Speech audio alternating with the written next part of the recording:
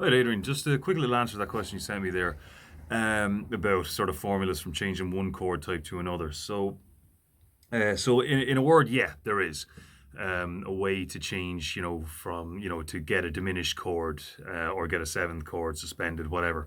Now, it depends, obviously it depends on what notes you've already got versus what notes, what type of chord you want. So for example, if we're talking diminished, now a diminished chord is a minor chord with a flattened fifth.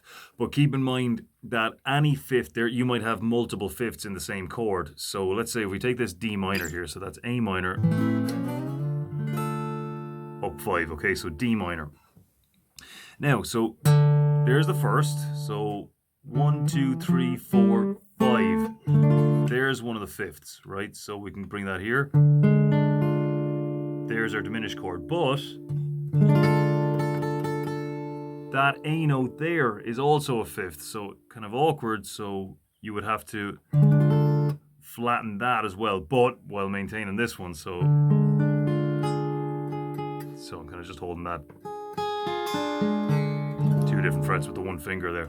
There's easier ways to do it, but we're talking about we're not really talking about practically how you would play it. I'm just talking about the formula. So yeah, the formula for a diminished chord is a minor chord with the fifth or fifths flattened. All right.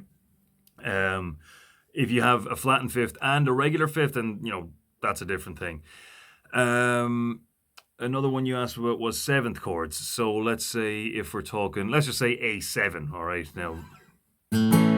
So this is, we won't open the can of worms here about, the different types of seven. Let's just say that the seventh for an A chord is G, okay? So what you can do there is just add the seventh, let's say 1, 2, 3, 4, 5, 6. Don't need to know what the scale is necessarily, but just that it is there. 2, 3, 4, 5, 6, 7. So add that into the chord. And there's your A7. Now, what about, what happens to this one, right? Well, that's the eighth. That's the A there, right? And we've already got an A here anyway in the root. So we're not, by getting rid of this one, we're not really getting rid of anything from the chord because we're taking away an A chord, an A note from the A chord. But that A note is still there anyway. So you're not really changing the essence of the chord. So that'll be a seventh chord. Augmented chords, which don't get talked about enough, is a major chord with a raised fifth, so the exact opposite of a diminished chord. Now, there's a fifth, bring that up. No, there we go. But as well, there's a fifth again, right? So, God, I'm all over the place today. Okay, so this one needs to come up, and this one needs to come up. So A major is made into a augmented chord like this. They sound kind of cool, kind of surreal.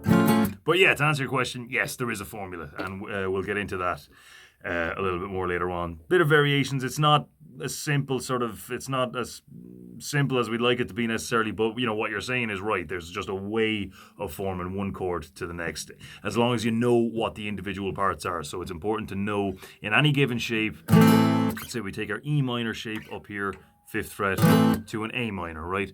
It's important to know what ingredients are each of these notes. So you've got 1st, 5th, 8th, also call it the 1st if you want, 3rd, 5th, 1st, or 8th. So if you want an add 9 then, let's say A minor add 9, there's your 8th, bringing that up 2 frets will give you your add 9. So yeah, that's the way you want to be thinking about this. So in a word, to answer your question, yes. All right, see you Saturday.